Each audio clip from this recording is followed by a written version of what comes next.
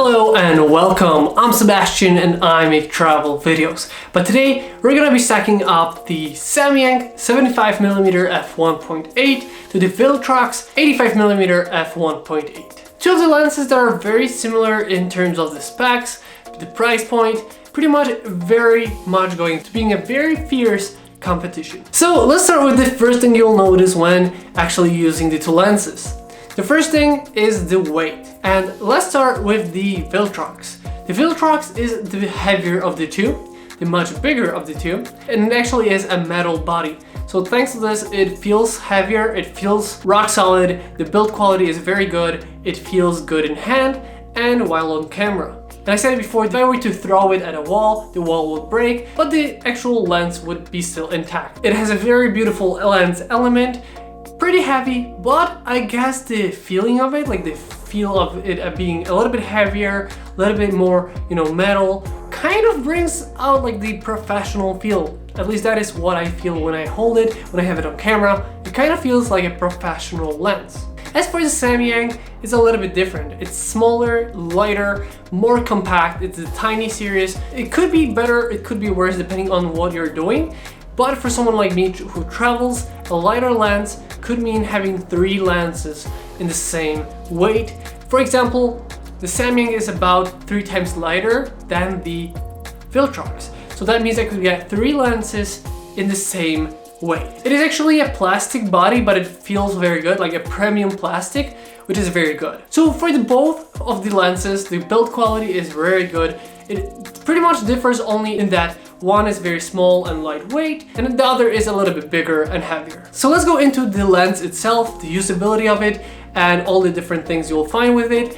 But I'm not gonna go into like very pixel peeping details. I actually will go over like the user experience, someone like me who is just taking photos and seeing the end result. For both of the lenses, the sharpness in the middle is very good, even wide open at f1.8. And to be honest, if not having them side by side, and even having them side by side, it is very hard to actually compare which one is better, because they're pretty much similar in all aspects. If I were to do a blind test, there is a huge chance you would not be able to tell which lens is which. So overall, for the sharpness, both of them have very good sharpness, even at a very open at f1.8. As for the bokeh, the Viltrox has like this nice painting kind of look.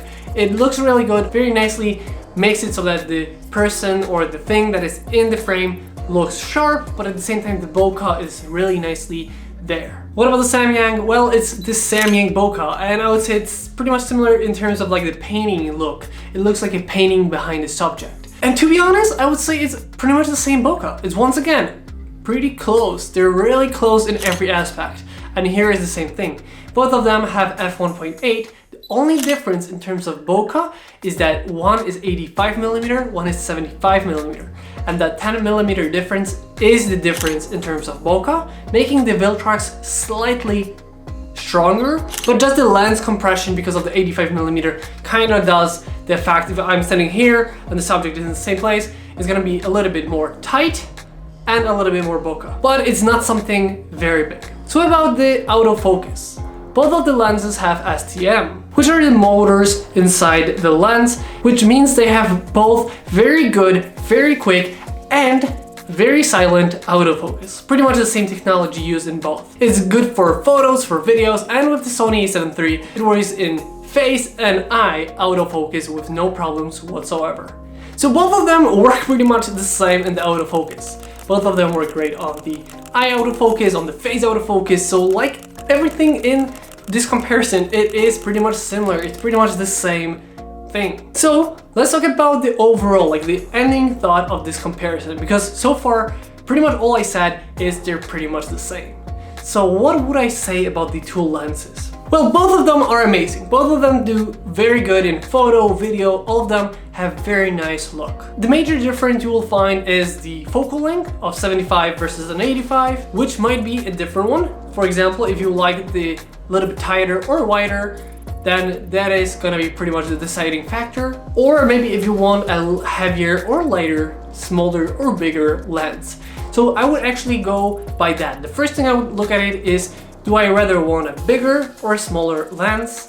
which one would I like? A little bit heavier but very sturdy lens, or a lighter, more convenient lens? The price varies similarly, so I would actually go for the one that you can find cheaper. If you want specifically an 85mm, just go with the Viltrox. If you are not looking at the exact 85mm and it could be a little bit more or less, you could go with the 75mm, especially if you're traveling like me, where it could be the deciding factor of having 3 lenses, different focal lengths instead of 1. Because to be honest, they're pretty much the same, even though one is much bigger than the other and much heavier.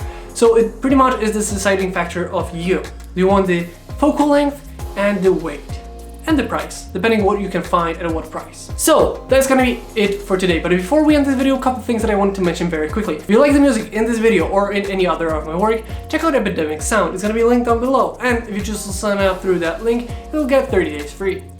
If you become a paying subscriber, well, there's gonna be a kickback for me. Second off, if you want to support this channel, check out my link for Patreon and my website. If you become a patron, well, there are things coming back your way, like the monthly postcards that we send out. Monthly from the places that we visit. Some of them are bought on the location, some of them from our photos stitched together into a postcards with handmade drawings on the back. And last but not least, if you want to join a travel community, check out Travel the World. It's a Facebook travel community. If you're into that kind of stuff, check it out, it's gonna be linked down below. So that's gonna be it for today. I hope you guys enjoyed this video once again, and I will see you next time.